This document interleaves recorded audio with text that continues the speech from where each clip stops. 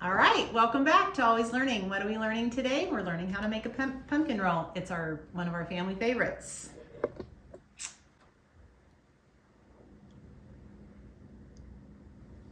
Okay, so to make pumpkin rolls, you have your wet ingredients and then your dry ingredients. So you start with the wet ingredients. You have 6 eggs.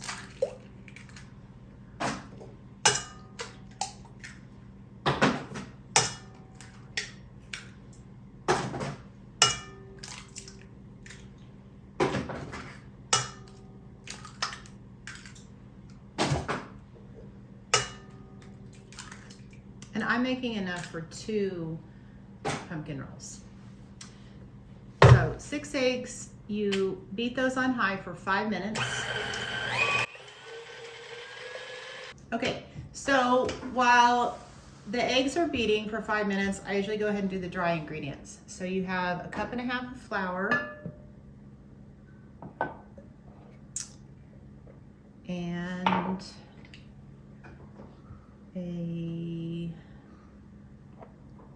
2 teaspoons of baking powder,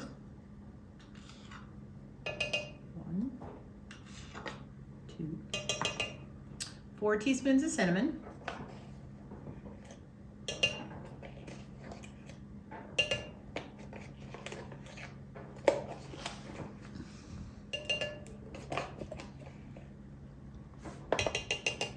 2 teaspoons of ginger,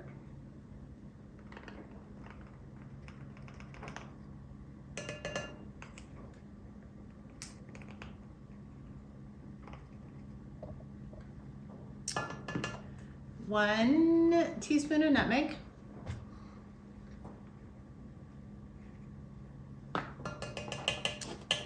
and 1 teaspoon of salt.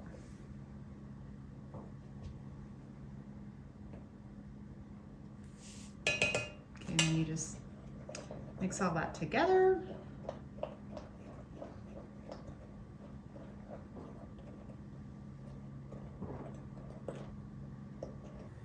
Okay, so now the eggs are done beating for 5 minutes. You turn it back on low and gradually put in 2 cups of sugar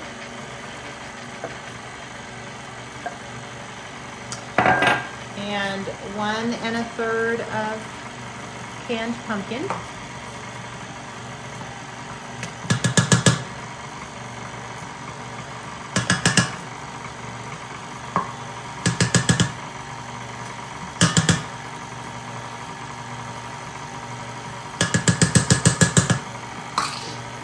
I would normally use the same measuring cup, but just so that I had it pre-measured out, it's in 2 different cups.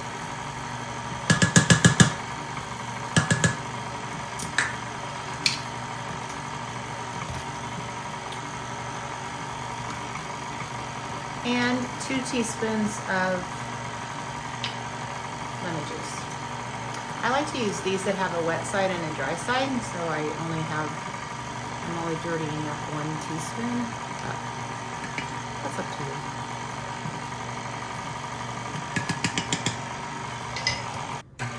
Okay, so now I have all the wet in, and now I'm going to add the dry that I mixed earlier while the eggs were beating.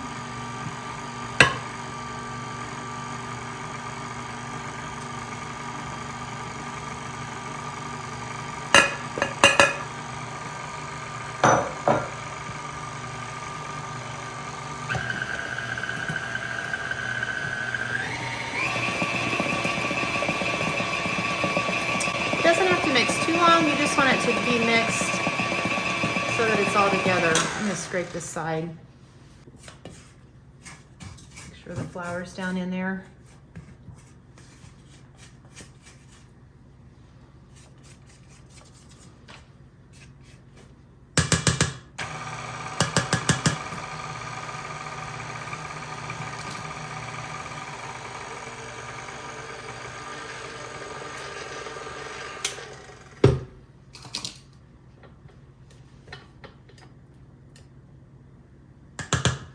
All right, now it's ready to put in the pan.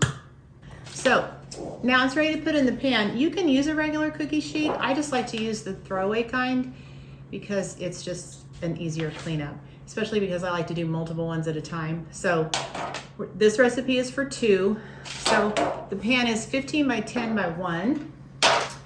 And you need to spray it with cooking spray and make sure you get it coated flour all the way around the corners and for sure the middle. And then you just take your pan,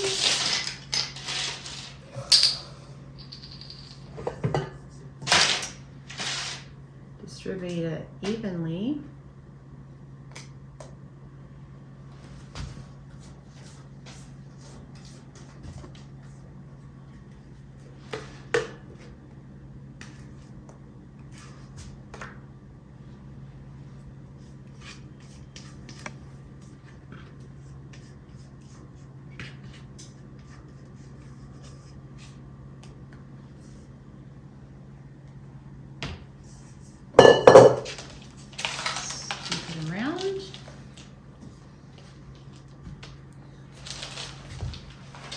It will feel like it's kind of thin, but as long as the whole pan is covered, that's okay.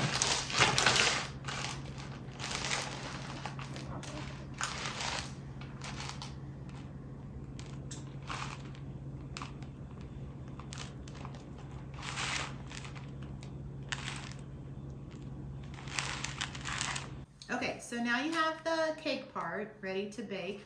Goes in the oven for 15 minutes at 375. While this is baking, I will make the filling part. Okay, so now when the bread part is, the pumpkin part is baking, then you get to the really yummy part. The filling part. It's 2 cups powdered sugar, 8 ounces of cream cheese, and 8 tablespoons of room temperature butter, and a teaspoon of vanilla.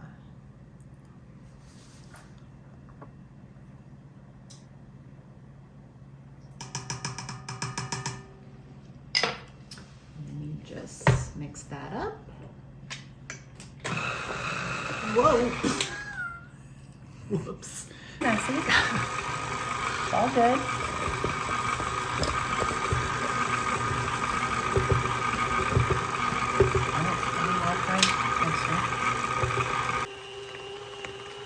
So you want this good and mixed up and soft, so I get pretty aggressive with the mixing. I go high.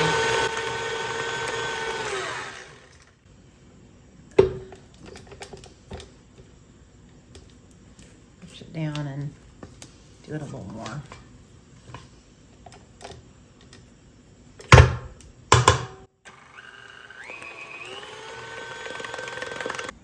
There's no such thing as too much filling, so I try to get every little bit I can with the spatula.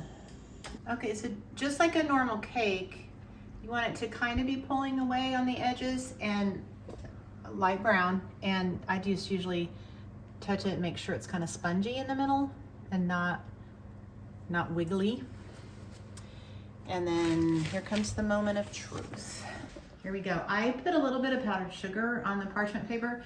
Back in the day, I used to use cotton dish towels and flour them and then flip it on there and roll it up, but that was really messy. So now I just use regular parchment paper and flip it over. Woohoo! That was a good one. And then you just roll it up.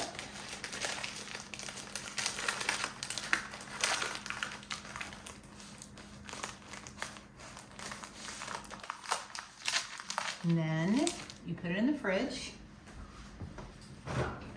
and just cool it until it's just cool to the touch. And then we'll take it out, unroll it, put our filling in, roll it back up. Okay, so because I have 2, I used half the filling on one, half on the other. When you're spreading it, it doesn't have to be perfectly even. It's just kind of the glue that's gonna make it stick together. And so it doesn't have to be completely covered.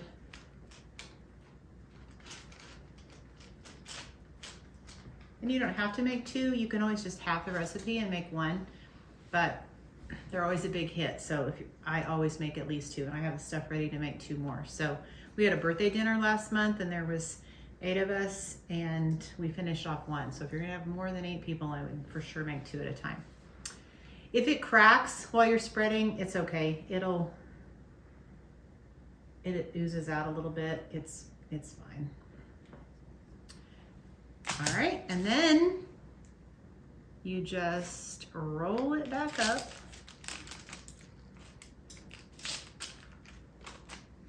See, that cracked a little bit right there, but it's okay.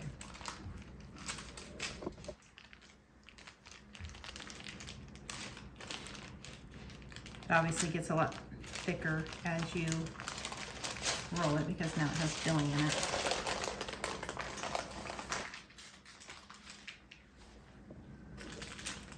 And then roll this one.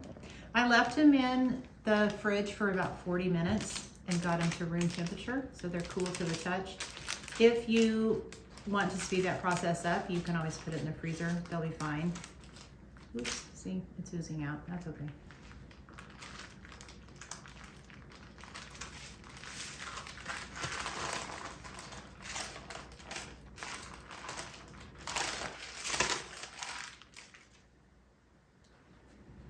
So if you're ready to eat them, you can slice it and eat them now if you want. If you're not ready to eat them, then I always transfer them onto aluminum foil and wrap them up.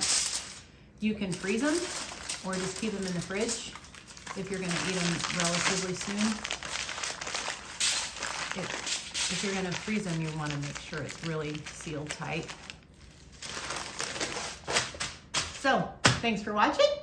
They're a great treat to take to neighbors or a party, and so I hope you enjoyed our family favorite.